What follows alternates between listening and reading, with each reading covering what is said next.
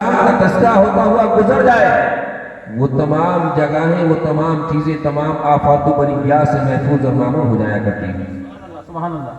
تو حضرات بہت ہی قابل مبارکباد ہے آپ سبھی حضرات، اور بالخصوص یہ ہماری کمیٹی کے حضرات جو انتظامیہ کمیٹی یہ اس میلاد مصطفیٰ علیہ السلام کی محفل کو منعقد کرتے ہیں، اور حضرت علامہ شیخ الاسلام صاحب قبلہ خلیفہ محدث اعظم رامپور کی بات پر لبیک ہر وقت کرنے کے لیے تیار رہتے ہیں، میں ان کو مبارکباد پیش کرتا ہوں۔ یقیناً آپ سبھی حضرات لائق کی مبارکباد ہے۔ جو بھی جس طرح سے حصہ لیتا ہے دار میں درمے قدم سخنے، تو اللہ تبارک و تعالیٰ اسے اس کا صلہ عطا فرمائے گا۔ تاریخ مدینہ کے مصنف نقل فرماتے ہیں، آپ جب اسے اٹھا کر دیکھیں، اس کا مطالعہ کریں گے کہ نیک کام کے اندر اگر آپ نے اچھا مشورہ بھی دے دیا نا تو اس کا بھی اللہ آپ کو اس کا اجر عطا فرمائے گا۔ مسجد نبی شریف کی تعمیر ہو رہی ہے، مسجد نبی شریف کی تعمیر میں معمار اوپر کام کر رہا تھا، اس کی کنی جسے بناتے ہیں وہ نیچے گر گئی۔ ایک انسان جا رہا تھا، اس نے یہ دیکھا کہ یہ معمار بنانے والا مستری اوپر سے نیچے آئے گا، نیچے سے اوپر اپنی اس کو مستری جو ہے اس اوزار کو لے کر جائے گا تو اس کا وقت برباد ہوگا، تو اس نے وہ کنی اٹھائی اور لے جانے کے بعد مستری تک پہنچا دی۔ اللہ اکبر! ایک اللہ کے مقدس ولی کامل نے اعلیٰ مقام میں دیکھا اور پوچھا ما فعل اللہ بک، اللہ نے تیرے ساتھ کیا معاملہ کیا؟ تو کہتا ہے اللہ تبارک و تعالیٰ نے ہماری بخشش کاملہ فرما دی۔ کون سا ایسا عمل کیا ہے؟ کہتا کوئی ایسا عمل نہیں کیا ہے، صرف ایک چھوٹا سا عمل کیا ہے جس کی بنیاد پر اللہ نے اتنا بڑا مقام عطا فرمایا۔ کون سا مقام، کون سا کام؟ مستری مسجد نبی شریف کی تعمیر کر رہا تھا، میں نے اٹھا کر اس کا اوزار اس تک پہنچا دیا، اللہ نے میری بخشش کاملہ فرما دی۔ تو جب اللہ تبارک و تعالیٰ ان چھوٹے چھوٹے کاموں پر ہمیں یہ اجر عطا فرمائے گا، یقیناً جب ہم دین کے اندر بڑے کام انجام دیں گے تو یقین بارگاہ الہی میں ضرور اللہ تبارک و تعالیٰ ہمیں اس کا صلہ عطا فرمائے گا۔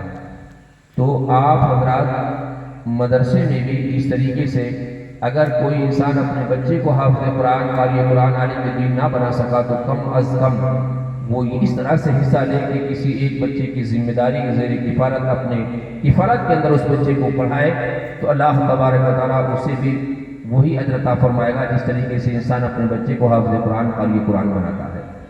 حضرات تھوڑی سی بات عرض کر رہا تھا، بس قرآن عظیم کی ایک آیت کریمہ اور اس کی تشریح۔ قرآن میں اللہ نے فرمایا لا اقسم بہذا البلد وانت حل بہذا البلد، مجھے قسم ہے اس شہر مقدس کی۔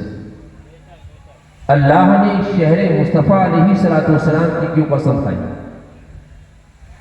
میں صرف نسبت کی بنیاد پر چند باتیں عرض کروں گا، اور ہم لوگوں کے پاس نسبت کے علاوہ اور بخشش کا کیا ذریعہ ہے۔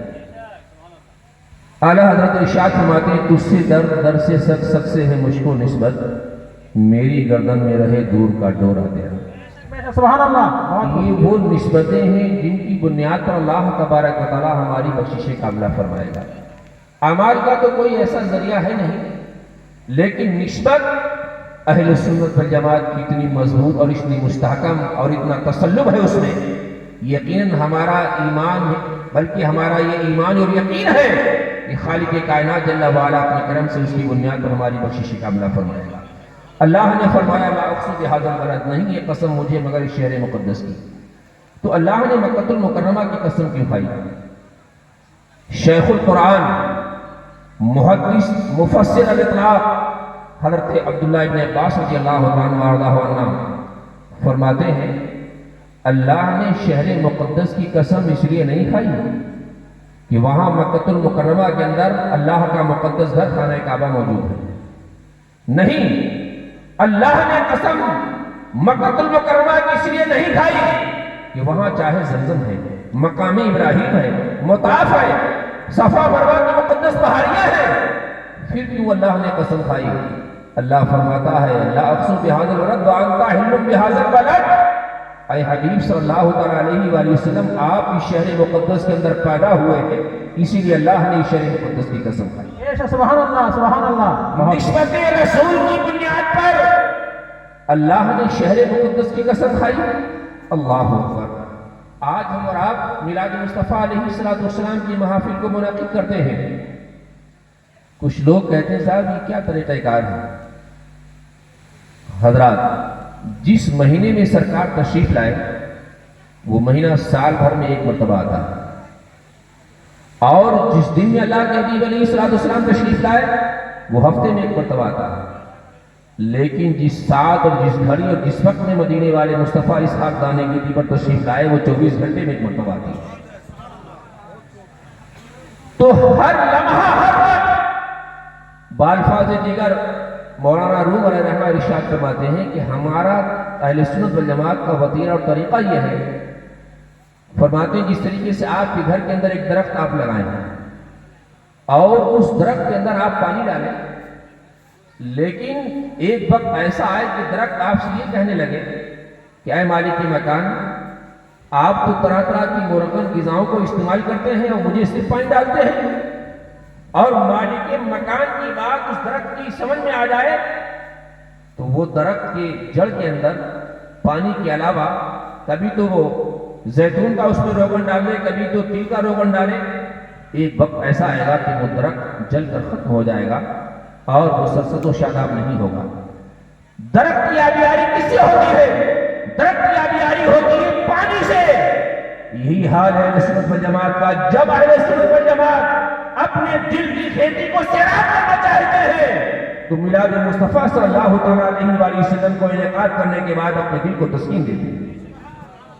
اور ایسی تسکین سرور کائنات صلی اللہ تعالیٰ علیہ وسلم نسبت کی بات آ گئی تو عرض کروں سرکار سیدی اعلیٰ حضرت امام عشق محمد فاضل بریلوی رضی اللہ تعالیٰ حج بیت اللہ کی تشریف لے گئے. آپ طواف کعبہ کر رہے ہیں.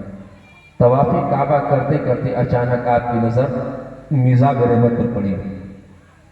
الحاج حضرت مولانا نور محمد صاحب اللہ تشریف فرمائے. حضرت علامہ شہید اسلام صاحب اور خادم کو بھی کئی مرتبہ یہ شرف حاصل ہوا ہے. الحمدللہ میزاب رحمت پر اعلیٰ حضرت کی نظر پڑی.